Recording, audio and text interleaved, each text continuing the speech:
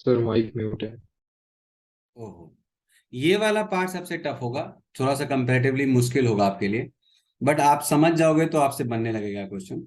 Strong acid plus weak acid, strong acid plus weak base, और एक, मतलब ये स्ट्रॉन्ग वाला पार्ट हो गया तुम्हारा। अब क्या है कि अगर strong acid plus weak base है तो वैसे केस में और इस केस में क्या है कि strong acid plus weak base के अंदर if strong acid is LR, तो बोलते हैं हम इसमें कि ये बफर बन गया। बफर का केस है ये। एलआर मतलब limiting reagent. If weak base is LR, pH slash, अच्छा पीएच ही निकलेगा इसमें बिकॉज ऑफ पीओएच तो आएगा नहीं क्योंकि वीक बेस है, स्ट्रॉन्ग एसिड है।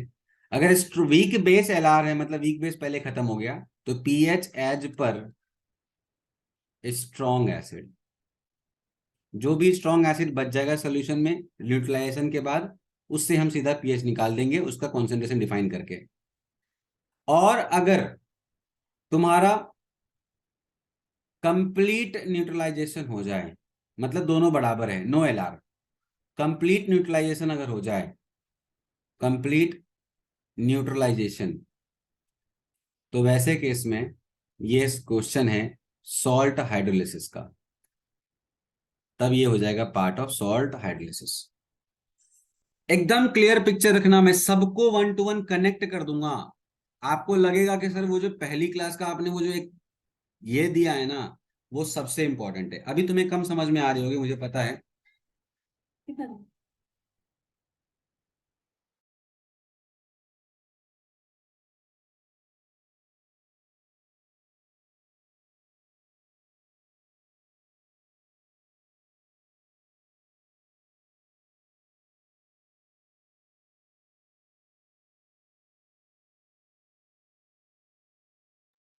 ठीक है, तो अभी आपको नहीं लग रहा होगा समझ में क्या क्या चल रहा है क्या चल रहा है, लेकिन एक बार आप खत्म कर लो, चैप्टर आगे पढ़ते जाओगे ना, सब कुछ लिंक होता चला जाएगा।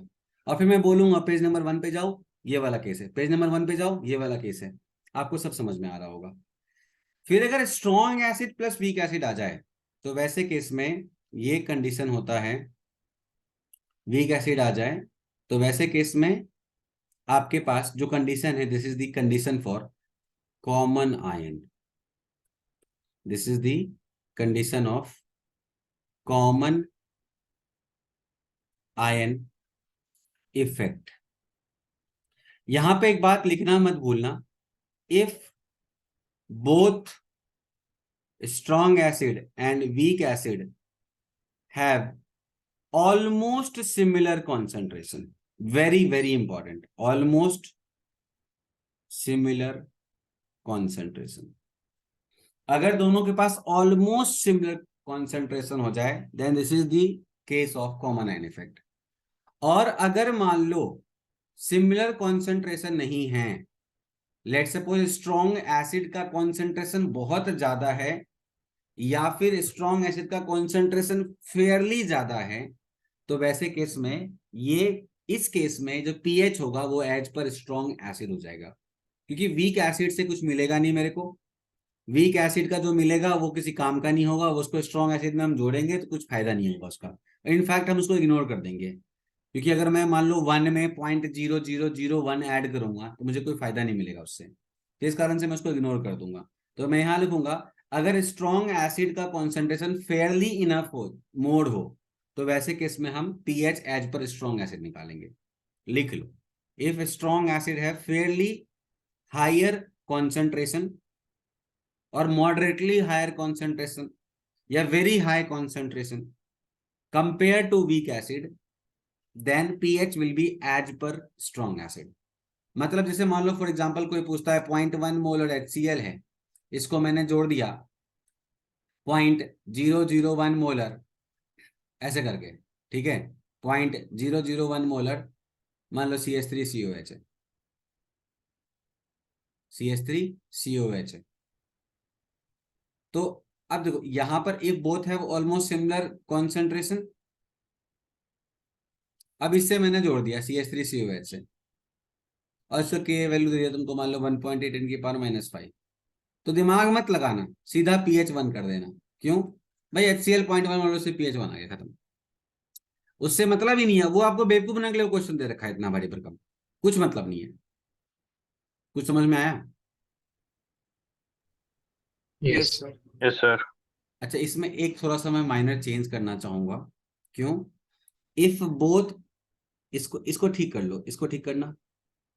If strong acid and weak acid, ये स्टेटमेंट को काटना, ये कॉमन एंड में नहीं आएगा, यहां भी हम इग्नोर कर सकते हैं। ऐसा लिखना, if strong acid is very very diluted, very diluted, तब आप लगाएंगे common ion. Very diluted, like जैसे मान लो कोई बोलता है कि 10 की पावर 5 -5 मोलर HCl है, और उसको हमने जोड़ दिया 0.1 मोलर CH3COOH के साथ। अब अगर के वैल्यू और इसका कॉन्सेंट्रेशन दोनों अगर कंपेरेबल हो, देखो दोनों कंपेरेबल है, लगभग कंपेरेबल है, तो वैसे केस में आपको कॉमन आयन कंसिडर करना है। तो if a strong acid is very diluted, तभी आप इसमें कॉमन आयन लेंगे। और दूसरा केस इसमें था, जो मैंने उसमें लिख दिया था गलती से, वो ये है, if both have almost similar concentration then pH as per strong acid। बस, जैसे मान लो क्वेश्चन आ गया कि बताओ सर, इसमें तो आपने बोल दिया खट से pH 1 है, कि इसमें बहुत कम था मोलैरिटी।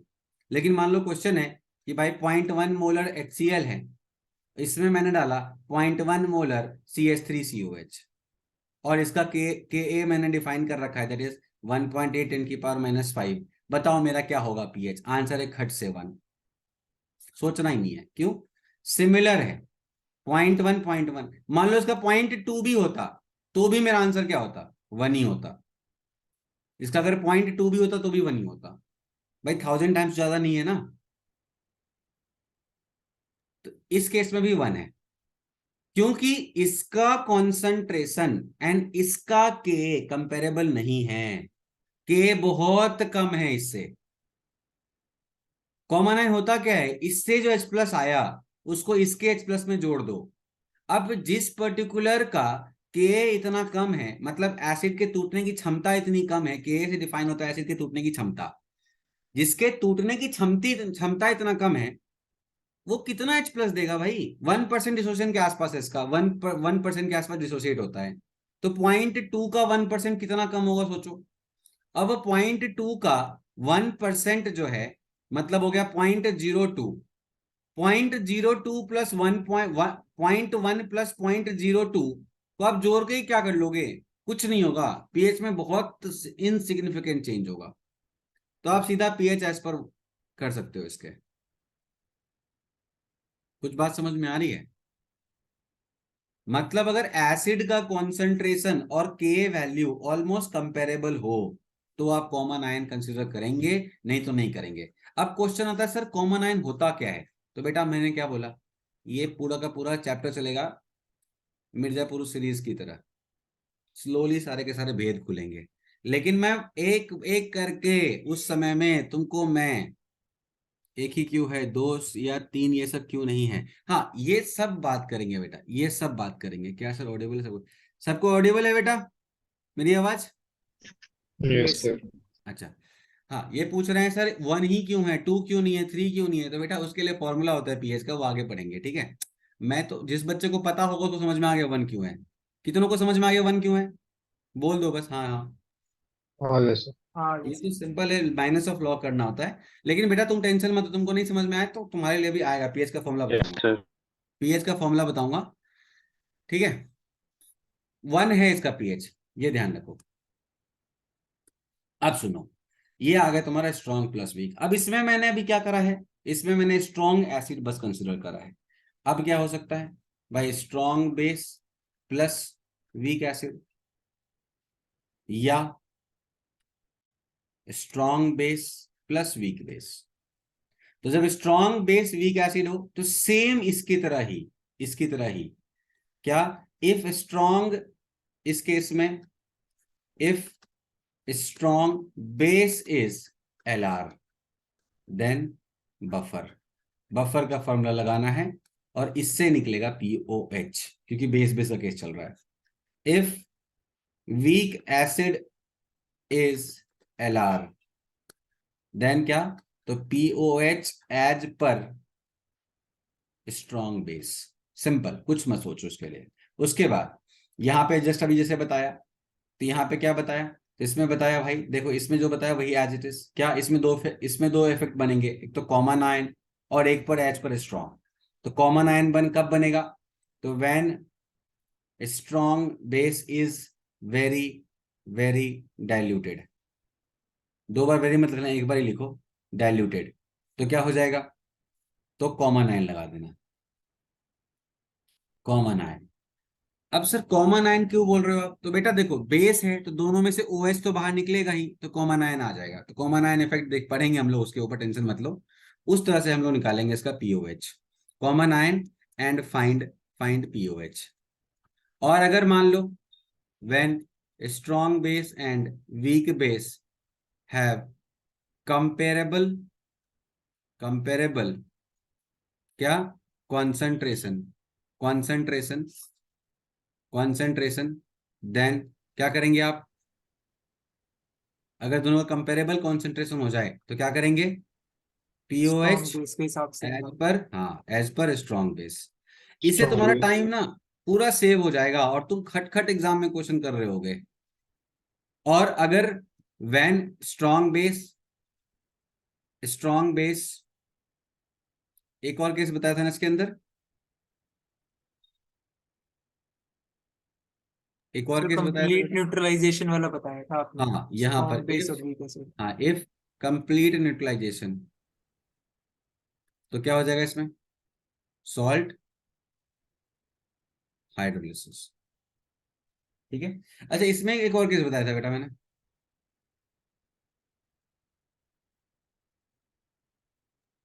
हाँ इसमें सर बताया था, स्ट्रॉन्ग बेस काफी ज्यादा हाई हो जाए। हाँ अगर स्ट्रॉन्ग बेस काफी ज्यादा है, if strong base is highly concentrated compare to weak base, obviously compare to weak base, then POH as per strong base.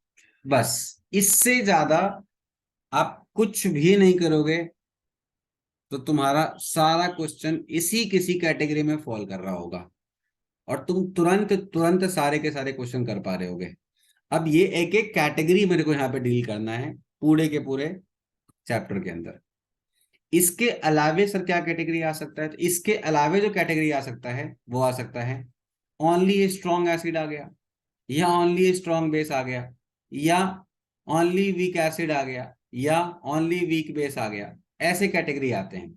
तो ये ओनली ओनली वाला अगर हो तब तो कुछ है ही नहीं, तब तो भाई तोड़ दो, H+ कॉन्सेंट्रेशन निकाल लो, OH- कॉन्सेंट्रेशन निकाल लो और PH POH डिफाइन कर दो। तो ये ओनली वाला भी कैटेगरी आता है, बट जेई एडवांस में बहुत कम चांस है, मेंस में चांस है। जेई एडवांस के क्वेश्चन हमेशा बहुत ही ब्यूटीफुल होते हैं, मतलब वो सब कुछ क्लब कर देगा और इसमें से ही कोई कैटेगरी फॉल करेगी। वो कैटेगरी अगर आपको समझ में आ गई तो खट से बन जाएगा। उसके बाद एक कैटेगरी, इसके बाद क्या आएगा, तो इसके बाद आता है बेटा इंडिकेटर। इंडिकेटर जो है, इंडिकेटर, तो इंडिकेटर भी पढ़ेंगे इसके अंदर। इसमें हम लोग पीएच और बफर ही यूज कर रहे होंगे, बिकॉज बफर होता है, इंडिकेटर एक बफर सोल्यूशन है। तो इंडिकेटर होता है पीएच और बफर के तौर पे निकाल लेंगे। ऑल्दो इंडिकेटर में बस पीएच नहीं निकालेंगे, इंडिकेटर क्या होता है, एक्शन कैसे करता है, सब कुछ पढ़ेंगे। बफर आई मीन उसका इंडिकेटर रेंज क्या होता है, किसके लिए सुटेबल है, वो सब देखेंगे। और फिर उसके बाद लास्ट टॉपिक आएगा, that is salt hydrolysis. Salt hydrolysis तो इसी बीच में कहीं ना कहीं आ जाएगा जहां पे मैंने सॉल्ट हाइड्रोलिसिस लिखा है, ठीक. राइट। लेकिन फिर भी चलो लिख देते हैं साल्ट हाइड्रोलिसिस, ये बीच में ही आ जाएगा। मतलब ये जो मैंने जगह जगह पे सॉल्ट लिखा है ना, ये कंप्लीट न्यूट्रलाइजेशन वाला, ये सब सॉल्ट हाइड्रोलिसिस का केस है। ये सॉल्ट हाइड्रोलिसिस केस है, ये सॉल्ट हाइड्रोलिसिस का केस है। उसके बाद ये वाला सॉल्ट हाइड्रोलिसिस केस है, ये सॉल्ट हाइड्रोलिसिस है। उसके बाद यहाँ पर ये वाला सॉल्ट हाइड्रोलिसिस केस है, तो 3 सॉल्ट हाइड्रोलिक केसेस होते हैं, acidic salt, basic salt and neutral salt. ये न्यूट्रल सॉल्ट है, ये एसिडिक सॉल्ट होगा, और दूसरा वाला बेसिक सॉल्ट होगा, ये बेसिक सॉल्ट होगा। तो ये 3 तरह के सॉल्ट हम लोग पढ़ेंगे। तो सॉल्ट हाइड्रोलिसिस आ गया, और सबसे लास्ट में क्या आएगा, सोलिबिलिटी, जिसके अंदर सोलिबिलिटी प्रोडक्ट, और इसके अंदर भी पीएच निकालेंगे। तो ये सारी बातें चलेंगी पूरे चैप्टर के अंदर, यही हम लोग घूम फिर रहे होंगे। तो सही, अभी तक आप बस मैपिंग कर रहे हो चैप्टर की, मैं मैपिंग नहीं कर रहा बेटा। आपको आयनिक क्यों टफ लगता है, वो इसीलिए लगता है बिकॉज ऑफ आपको मैप नहीं होता आयनिक। आप आयनिक में लॉस्ट हो जाते हो कि सर पीएच का फॉर्मूला तो minus of log H plus होता है। बिल्कुल बात सही है, हर जगह वही लगता है, बिल्कुल बात सही, फिर भी बनाने का तरीका अलग क्यों होता है? तो आंसर है क्योंकि हर का अपना डिमांड है। पता नहीं इसमें से कौन सी कैटेगरी में वो फॉल कर रहा होगा। कैटेगरी आइडेंटिफाई कर लिया तब तो फॉर्मूला वही है, minus of log H plus, उसमें कोई डाउट नहीं है। लेकिन वही कैटेगरी आइडेंटिफाई करने के बाद आपको H प्लस आयन कॉन्सेंट्रेशन निकालना पड़ता है, या OH माइनस आयन कॉन्सेंट्रेशन निकालना पड़ता है, एंड देन जाके आप कंफर्टेबली आंसर कर पाते हैं। अब देखो पीएच, या ऐसा बोलता हूं पी स्केल, पी स्केल की बात करता है कि ये क्या है। तो देखो पी क्या है ना, ये एक मैथमेटिकल टूल है, कुछ नहीं है। ये एक मैथमेटिकल टूल है, या बोल सकते हो ये ऑपरेशन है, मैथमेटिकल ऑपरेशन है।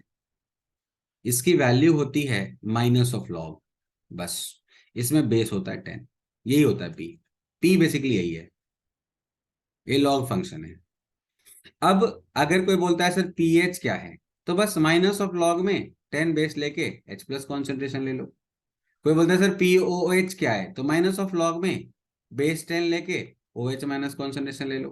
कोई बोलता है पीकेए क्या है, तो माइनस ऑफ लॉग में बेस 10 लेके के ले लो। कोई बोलता है पीकेबी क्या है, तो मैं बोलूंगा माइनस ऑफ लॉग में के बी लेके बेस का 10 ले लो। कोई बोलता है पी के डब्ल्यू क्या है, तो मैं बोलूंगा माइनस ऑफ लॉग लेके के डब्ल्यू ले लो, बेस का 10 ले लो। तो ये सब पी स्केल ही हैं, ये सब पी स्केल हैं। पी है क्या, एक मैथमेटिकल ऑपरेशन है, बस। अब चूंकि ये माइनस ऑफ लॉग है, और हमें पता है कि जो सिंपल लॉग होता है बेस 10 या किसी के साथ भी, वो एक इंक्रीजिंग फंक्शन है, सबको पता है ना भाई, ये एक इंक्रीजिंग फंक्शन है। जब इंक्रीजिंग फंक्शन के सामने आप माइनस लगाते हो तो क्या बन जाता है वो, ये एक डिक्रीजिंग फंक्शन है ना बेटा? तो याद रखना, जब कभी भी जैसे y equal to f x है, अब अगर f जो है फंक्शन जो है वो अगर डिक्रीजिंग फंक्शन है, तो अगर x की वैल्यू बढ़ती है तो y की वैल्यू घटती है। पता नहीं सब बात आप लोगों को? अगर y yes equal sir. To f x है, अगर मान लो अगर फंक्शन f जो है अगर वो डिक्रीजिंग फंक्शन है, तो x अगर x बढ़ेगा तो y घटेगा। जैसे y equal to cos theta, तो थीटा बढ़ता है तो y क्या होता है बताओ, घटता है 0 से 90 की रेंज में, है कि नहीं? तो वैसे यहां भी अगर H प्लस कॉन्सेंट्रेशन बढ़ेगा तो बताओ पीएच क्या होगा, घटेगा। मतलब जिसका एसिडिक नेचर ज्यादा होगा उसमें H प्लस कॉन्सेंट्रेशन ज्यादा होगा, और जिसमें एसिडिक नेचर ज्यादा होगा, H प्लस ज्यादा होगा, उसका पीएच क्या होगा बताओ, कम होगा। सिमिलरली OH माइनस कॉन्सेंट्रेशन अगर ज्यादा है तो POH क्या होगा, कम होगा। के वैल्यू ज्यादा है तो पीके वैल्यू क्या होगा, कम होगा। के बी वैल्यू ज्यादा है तो पीके बी वैल्यू क्या होगा, कम होगा। के डब्ल्यू वैल्यू ज्यादा है तो पीके डब्ल्यू वैल्यू कम होगा। अब बच्चा पूछता है सर एक बात बताओ, ये तो के डब्ल्यू फिक्स होता है ना 10⁻⁻14, तो बच्चों ऐसा कुछ नहीं है। के डब्ल्यू भी एक इक्विलिब्रियम कांस्टेंट है जो टेम्परेचर डिपेंडेंट होता है, जिस कारण से के डब्ल्यू कोई फिक्स वैल्यू नहीं है। अगर कांस्टेंट टेम्परेचर है then obviously it is a fix value, और is it may change with the temperature. नहीं आया समझ में? आगे सर। ठीक है, अब समझो ध्यान से, ये पीएच पीओएच का लोचा क्या है। देखो जब पानी को अपन तोड़ते हैं, ये बहुत इंपॉर्टेंट है भाई, स्टार मार्क कर लो, इसके ऊपर सीरियली क्वेश्चन बनते हैं और लॉजिकल, और इसके क्वेश्चन फंसाने वाले होते हैं। पानी को जब आप तोड़ते हैं, तो पानी का तोड़ना सबसे ज्यादा मुश्किल है समझना, बट सबसे आसान है अगर आप सही से टेक्निकली समझो इसको। तो पानी को जब आप तोड़ते हैं तो आप मुझे बताओ, dissociation of water is endothermic और एक्सोथर्मिक? एंडोथर्मिक होगा भाई, टूटना इज ऑलवेज एंडोथर्मिक, बोलते ही नहीं कोई। ठीक है, अब अगर ये यस प्रोसेस सर। एंडोथर्मिक है, तो आप सोचो, अगर ये इक्विलिब्रियम है, सर इक्विलिब्रियम क्यों है? क्योंकि पानी क्या है, क्या ये स्ट्रॉन्ग इलेक्ट्रोलाइट है या वीक इलेक्ट्रोलाइट है, बताना। वीक। वीक इलेक्ट्रोलाइट है। वीक। अगर वीक इलेक्ट्रोलाइट है तो अगर ये पानी टूटेगा तो बताओ क्या H प्लस और OH माइनस बनेगा? बिल्कुल बनेगा। ये इलेक्ट्रोलाइट है तो ऑब्वियसली ये आयंस में टूटेंगे, बिल्कुल टूटेंगे। और चूंकि ये वीक इलेक्ट्रोलाइट है इसलिए क्या कर रहे हैं ये बताओ, ये क्या दे रहे हैं तेरे को? Equilibrium, reversibility. रिवर्सिबिलिटी दे रहे हैं, इक्विलिब्रियम आ रहा है। तो यहाँ पर अपन डिफाइन करते हैं वाटर का डिसोसिएशन कांस्टेंट KW।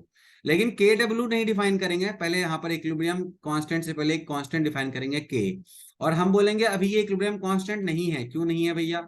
इसीलिए नहीं है बिकॉज जब सारे के सारे कांस्टेंट एक जगह पे नहीं आए हैं। मैंने बताया हुआ है ना इक्विलिब्रियम के अंदर ये वाला चीज। Yes sir. अब सोचो पानी क्या है? लिक्विड है। लिक्विड का कॉन्सेंट्रेशन क्या होता है? हमेशा कांस्टेंट होता है। आप देख कांस्टेंट। सकते हो यहाँ पर, अगर मान लो पानी 1 लीटर हमने लिया तो 1 लीटर, और मोलारिटी तो फिक्स होती है भाई। मोलारिटी तो इस बात पे डिपेंड नहीं करती कि 1 लीटर है कि 5 लीटर है। मोलारिटी क्या होती है? उस सॉल्यूशन की इंटेंसिव प्रॉपर्टी है। तो इंटेंसिव प्रॉपर्टी चेंज नहीं होती। तो मान लो 1 लीटर पानी लिया, तो भाई 1 लीटर अगर पानी ले रहे हैं तो बताओ कितना ग्राम होगा? 1000 ग्राम होगा। 1000 ग्राम में कितने मोल होंगे? तो 55.55 मोल होंगे। 50। 55.55 मोल को अगर 1 से डिवाइड करो तो क्या आ जाएगा? मोलारिटी आ जाएगी। तो बताओ पानी का कॉन्सेंट्रेशन क्या आ गया? H plus into OH minus divide by क्या बेटा? 55.55। जब इसको इससे मल्टीप्लाई करूंगा तो कांस्टेंट टाइम्स ऑफ 55.55, सारे कांस्टेंट एक जगह आ गए। अब क्या बोलोगे इसको? बोलो अब क्या बोल सकते KW। हैं इसको हम? Equilibrium constant. Now we define it as what? KW। बात समझ में आ गई? तो we define it as KW। अब क्या होता है, ये जो KW है इसकी वैल्यू एक्सपेरिमेंटली डिटरमाइन करी गई। तो क्या देखा गया कि जो KW वैल्यू आई वो 10⁻⁻14 आई, लेकिन टेम्परेचर था कहां पर? At 25 degree centigrade, right. अब अगर आप टेम्परेचर बढ़ाओगे, रिएक्शन क्या है बताओ? एंडो। एंडोथर्मिक। तो बताओ KW वैल्यू बढ़ेगी या घटेगी? बढ़ेगी। ली चार्टलेट प्रिंसिपल, बढ़ेगी बेटा। Yes yes sir. सर। तो KW बढ़ेगी तो टेम्परेचर के साथ KW बढ़ता है।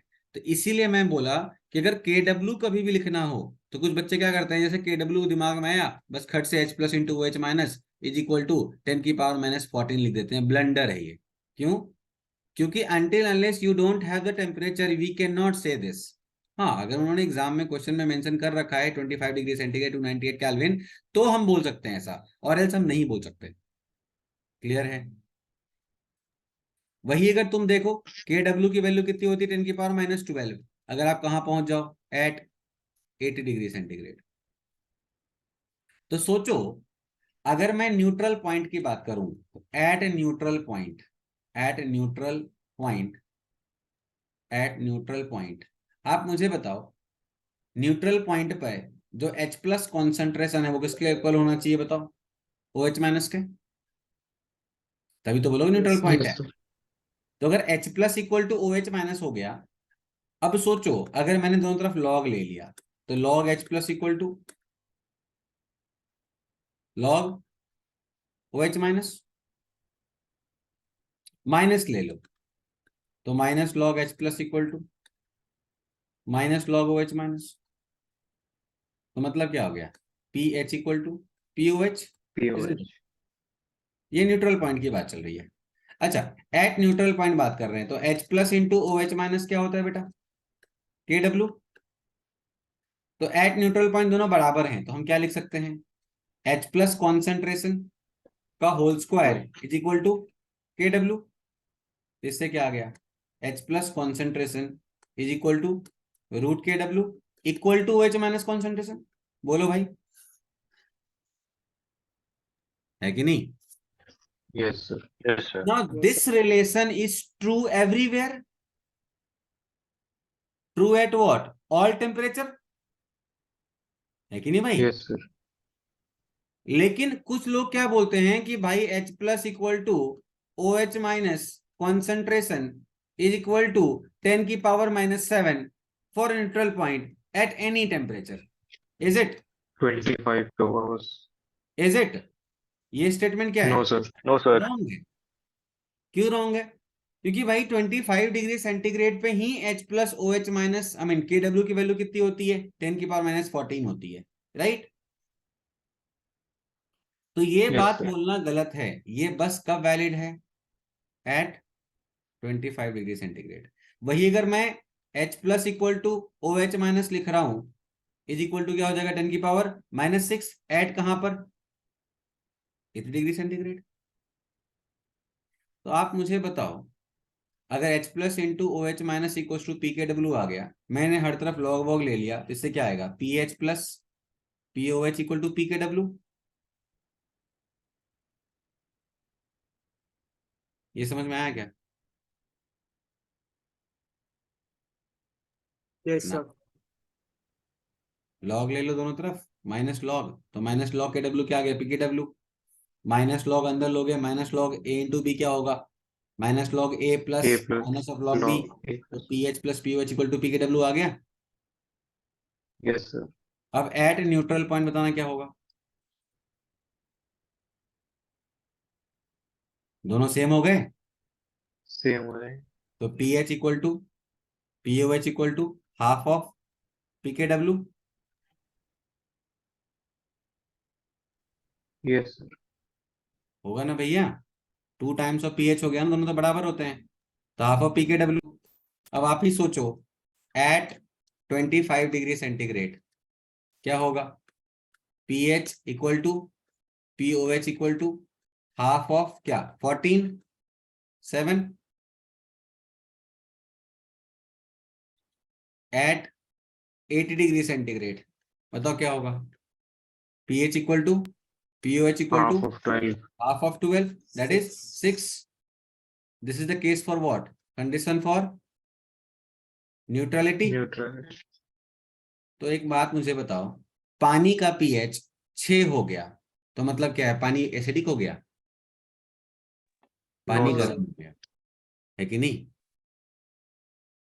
पानी का पीएच अगर 6 हो गया तो मतलब क्या हो गया, पानी गर्म हो गया, गर्म. ना कि पानी एसिडिक हो गया।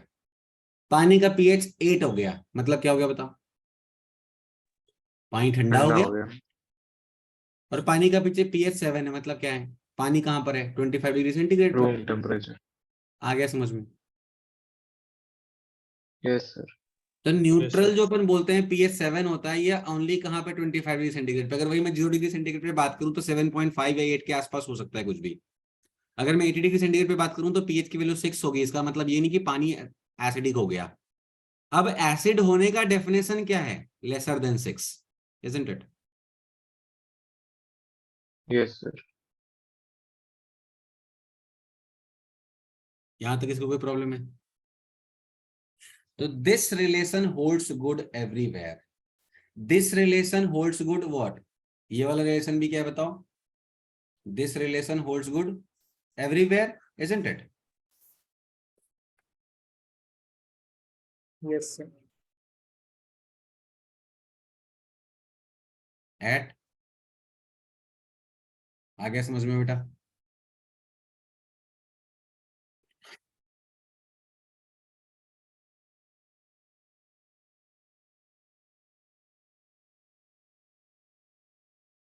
तो अगर मेरे को पीएच लाइन डिफाइन करना हो और मैं 0 से 14 डिफाइन कर रहा हूं, तो मतलब क्या होता है, टेम्परेचर क्या रहा होगा 100%। 25. और वही अगर मेरे को पीएच लाइन डिफाइन कर रहा हूं, मैं 0 से 12 कर रहा हूं, 80. बिल्कुल।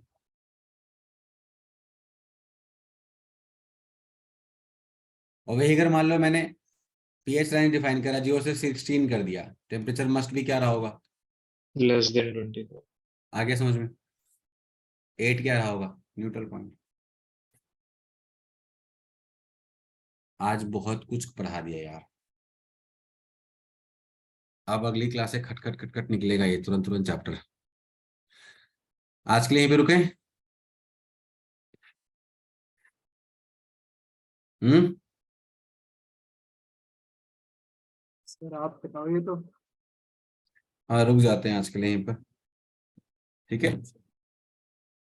आज तो बोर्ड नहीं बने लक्ष्य, नहीं सर।